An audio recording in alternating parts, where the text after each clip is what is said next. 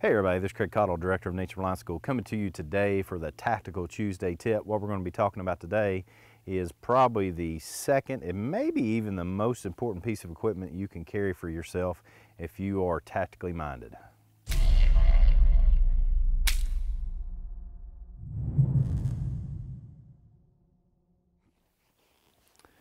So again, basically I have two med kits with me that when I go out the door, they go with me.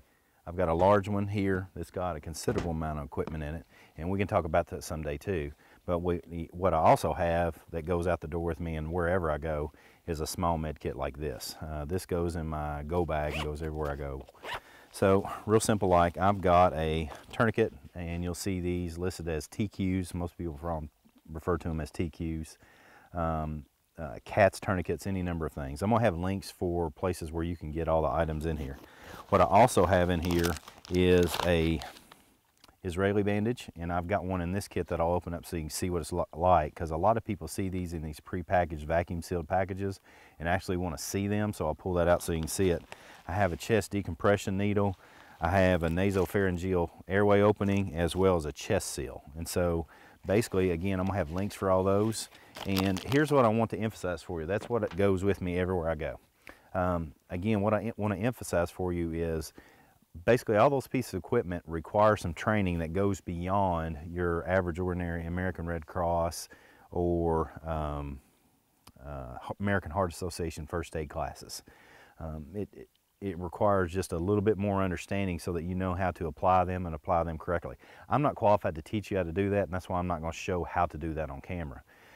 We at Nature Reliance School have a wilderness and remote first aid class where we teach wilderness medicine and remote first aid. I don't teach it. Dean Hart, who is a certified paramedic and wilderness first aid instructor, teaches those classes for us. You can find those classes in your area, and here's how you can do that. You can look up names such as wilderness and remote first aid, wilderness medicine, tactical medicine, and any number of places throughout the country will teach you these skills, and usually at a very affordable price. I just met some guys at a class in Louisiana at Lone Star Medics in Texas. They have all kinds of products and classes they teach on tactical medicine for military and law enforcement and stuff of that nature. So check those guys out as well. So again, don't get these items without some training on how to utilize them, because some of these items, if used improperly, can cause more problems than good. So the only piece of equipment in there that I feel somewhat comfortable showing you is how to utilize this is Israeli bandage, and this is what it looks like in the packaging. Again, it's vacuum sealed. It's most people refer to them as a Israeli bandage. This one's titled the Emergency Bandage Trauma Wound Dressing. So in essence, what you've got, some of these are impregnated with some quick clot-like substance on this portion, but basically you put this over a wound site and you wrap it around, use this device right here to help put tension on it, and then you continue to wrap it. Once you then get it wrapped, you can then tie this piece back into the bandage itself.